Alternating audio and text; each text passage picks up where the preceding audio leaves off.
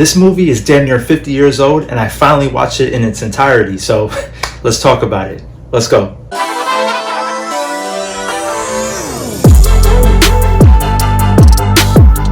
Before we kick off this review, my name is Chris, and thank you so much for watching. I appreciate it if you hit that like button, and if you're new to the channel, hit that subscribe button. This way you'll stay up to date with more fun reviews uploaded weekly. Okay, so I know most of you have probably watched this movie before because it's a classic. We all heard of Jaws. We all know about that classic theme music. But most of you might be like me where you probably saw parts of the movie if it was on TV randomly. But it has got to the point where I need to catch up on these old classic films. Now, if I were to tell you my list of classic movies that I've yet to see, you would probably judge the shit out of me. And then I would say, well, hold up, bitch. Have you seen the classic movie House Guest with Sinbad and Phil Hartman?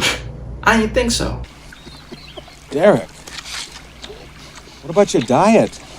I have weaknesses. I'm trying to fight them. Sometimes they get the best of me. That's what I thought. You're missing out on the greatest movie of all time. Don't come at me like that, okay? Let me just calm down. I'm calming down. That's it.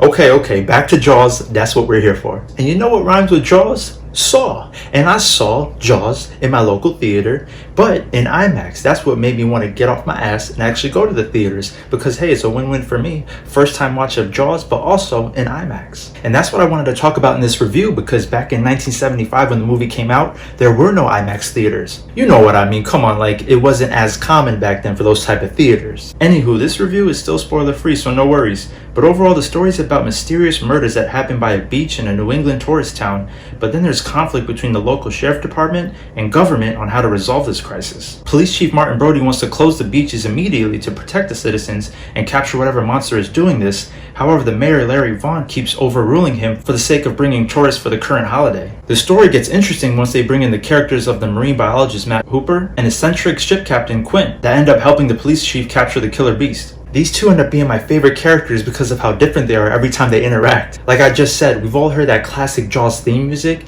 and this movie wastes no time when they play it at the beginning of the very movie just to set that high tension. When you think about all the classic movies, that theme is probably one of the most suspenseful themes of all time. So shout outs to composer John Williams, because I mean, just hearing that theme always keeps us on the edge of our seats because you know something is gonna happen. And shout out to director Steven Spielberg. The name speaks for itself, so let's just get right into it. I had a feeling that watching this movie for the first time after 50 years probably wouldn't terrify me just due to the lack of technology they had at the time. I know that they used an animatronic for the shark, and to this day the shark actually looks legit. It looks pretty real. However, not so much frightening when you see the beast in all his glory, but that's just my opinion. And it's definitely not a diss because I thought all the scenes were very well done. But what surprised me and had a major impact on me, and also while watching this movie on a big IMAX screen, is how such a great job Steven Spielberg did when building the tension and suspense throughout the entire film. I can imagine watching this movie back in 1975 and absolutely freaking out once you see that shark. He made so many great choices with his shot selections, such as when the characters are ever talking,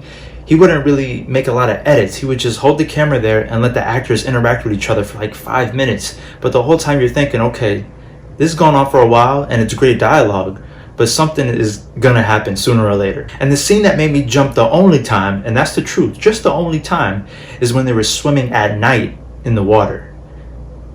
Be ready for that.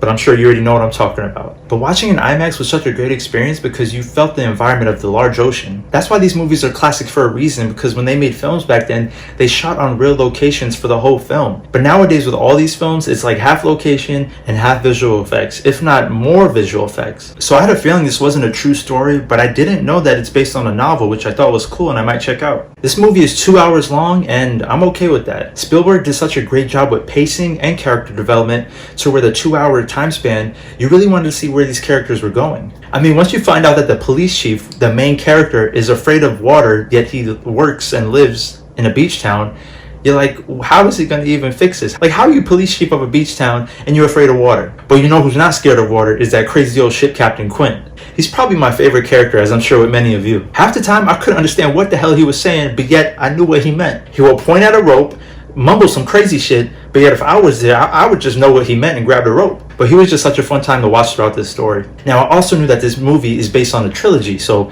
best believe I will keep watching, which I'm really looking forward to. Our story of man vs. nature never gets boring, and with John Williams at the score and Steven Spielberg directing, you can never go wrong. They both created a beautiful audio and visual masterpiece. Although I wasn't terrified like many people always promoted the film, I have nothing but respect for the suspenseful thriller that still holds to this day. This definitely has a good impact for first-time viewers like myself, so I highly recommend checking it out.